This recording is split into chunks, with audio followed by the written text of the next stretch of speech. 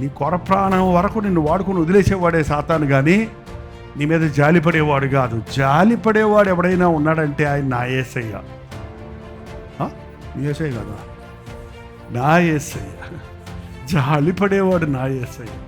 జాలిపడి అని పోయేవాడు కాదు ఆయన.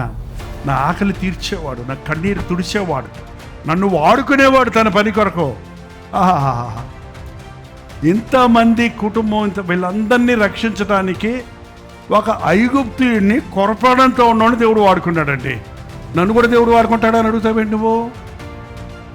ఒక మందను, ఒక గుంపుని, ఒక యుద్ధానికి వెళ్ళి వచ్చిన ఒక 600-400 మందిని నడిపించడానికి, మార్గము చూపించడానికి, జయం పొందించడానికి ఒక సొమ్మసిల్లిపోయి చావుబతుకుల్లో ఉన్న ఐగుప్తీయుని దేవుడు వాడుకున్నాడు. నన్ను ఇంకా వాడుకోగలడా?